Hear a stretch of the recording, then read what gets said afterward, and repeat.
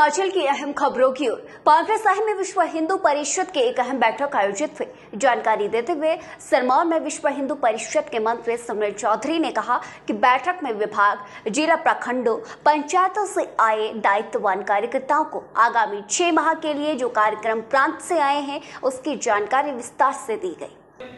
पांवटा प्रखंड के कुंडियों लक्ष्मी नारायण मंदिर में तय हुई है, जिसमें विश्व हिंदू परिषद के जिला सिरमौर में रहने वाले प्रांत, विभाग, जिला, प्रखंडों से आए हुए समस्त केंद्र सरकार द्वारा महिलाओं के विकास के लिए कई योजनाएं चलाई जा रही हैं।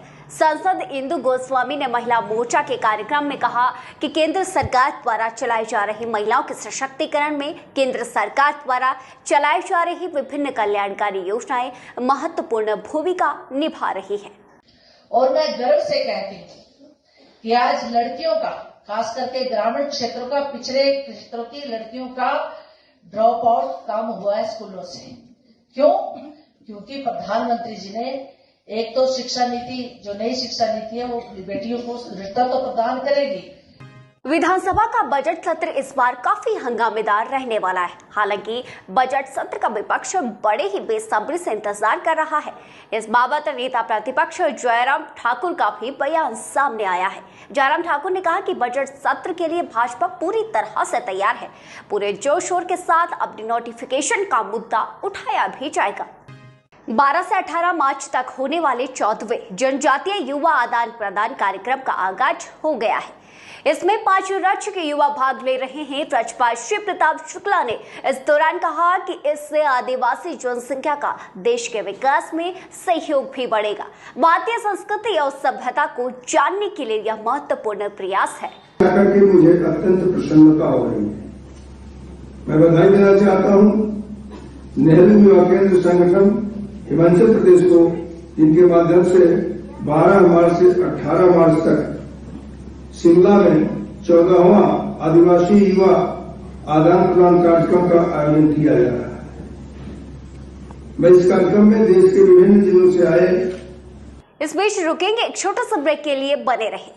दी erudite world school Paonta Sahib का एकमात्र ऐसा स्कूल जहां नन्हे बच्चों को शिक्षा में गुणवत्ता के साथ दी जाती है संस्कारित शिक्षा।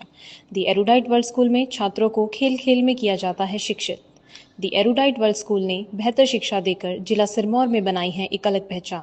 तो अपने बच्चों के बेहतर भविष्य के लिए चुने the erudite world school Paonta Sahib, ताकि आपका बच्चा शिक्षित के साथ बने संस्कारित। इन दिनों एडमिशन शुरू, तो फिर देर किस बात की। तो अपने बच्चे के दाखिले के लिए आइए the erudite world school, Batapul, Paonta Sahib. Duggal career public school, जहां दी जाती है गुणवत्ता परक शिक्षा। पांवटा साहिब का एकमात्र ऐसा स्कूल जिसने छात्रों को स्कूली शिक्षा के साथ साथ करवाई जाती है जेईई मेंस, एनडीए, एनटीएससी और नीट जैसी प्रतियोगी परीक्षाओं की तैयारियां। बोर्ड परीक्षाओं और स्पोर्ट्स में भी हमेशा अव्वल रहते हैं दुग्गल स्कूल के छात्र। तो अपने बच्चों के बेहतर भविष्य के लिए चुने Duggal career public school, Paonta Sahib. बच्चों के भविष्य का केवल मात्र एक ही विकल्प, दून वैली स्कूल, पांवटा साहिब, जहां होता है बच्चों का सर्वांगीण विकास। शिक्षा के साथ साथ खेल और सांस्कृतिक गतिविधियों पर बल। दून वैली स्कूल के छात्रों ने गूगल, बैंकिंग, इसरो और आईबी में पाया स्थान। तो देर क्यों, आइए अपने बच्चों के सर्वांगीण विकास के लिए चुने दून वैली स्कूल, पांवटा साहिब। और ब्रेक के बाद स्वागत है। कांग्रेस के विधायक रवि ठाकुर ने कहा है कि सुखविंदर सिंह सुक्खू कभी मंत्री नहीं रहे, वह सीधे विधायक से मुख्यमंत्री बन गए हैं। ऐसे में सरकार में आने में और प्रशासनिक पकड़ में थोड़ा वक्त तो लगता है। खैर, रवि ठाकुर इन दोनों अधिकारियों के तबादलों से सरकार से नाराज चले हुए हैं। मुझे ये लगता है कि शायद क्योंकि श्री वीरभद्र सिंह जी 6 बार पहले मुख्यमंत्री रहे हैं, अभी सुखविंदर जी पहली बार मुख्यमंत्री बने हैं और ये मंत्री के पद पर भी नहीं रहे, कभी सीधे विधायक से मुख्यमंत्री बने हैं। तो हो सकता है कई बार गवर्नेंस में या सरकार में आने में थोड़ा सा समय लगता है। टीथिंग प्रॉब्लम बोलते हैं इसको। जैसे नया बच्चा पैदा होता है तो उसके दांत अच्छी तरह से खाना शुरू करे, उसमें थोड़ा सा समय लगता है। तो शायद वो हो रहा हो। तो मैंने रानी साहब को भी कहा, आप भी इसमें हस्तक्षेप करके। हिमाचल कांग्रेस ने आज अखिल भारतीय कांग्रेस कमेटी के आह्वान पर जोरदार प्रदर्शन किया। ये आक्रोश रैली थी।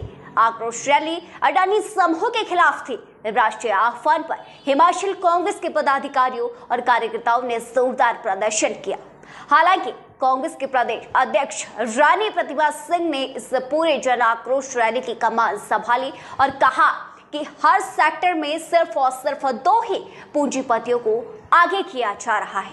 देखिए, केंद्र में एक ऐसी सरकार बैठी है जो कई मुद्दों को हमने बार बार उठाने की कोशिश की, पार्लियामेंट में भी बोलने की कोशिश की कि जितनी भी देश में आज कार्य हो रहे हैं, क्या अंबानी और अदानी रह गए, और भी बड़ी कंपनी इसमें काम करना चाहती थी, पर सबकी अनदेखी करके एक ही कंपनी को ये काम, चाहे वो किसी भी कंस्ट्रक्शन का वर्क है, कोई भी है, वो इन्हीं को।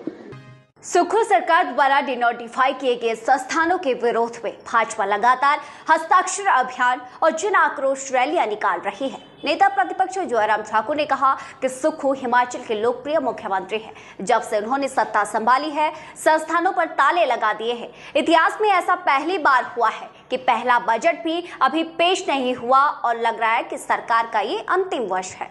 जो है 3 महीने के कार्यकाल में ही इस प्रकार से हिल गई है इस मुद्दे के कारण, क्योंकि कोई भी आदमी हिमाचल प्रदेश में इस बात की कल्पना नहीं कर सकता था कि जो संस्थान चले हैं उनको बंद किया जाएगा। और दूसरी बात, बिना सोचे समझे वो संस्थान बंद किए गए, बदले की भावना से बंद किया, ये हर आदमी जानता है। इसलिए आपने इस बात को देखा होगा, हम जहां जहां भी कार्यक्रमों में भी गए, बहुत बड़ी संख्या में, हजारों की तादाद में लोग सड़कों पर निकल आए।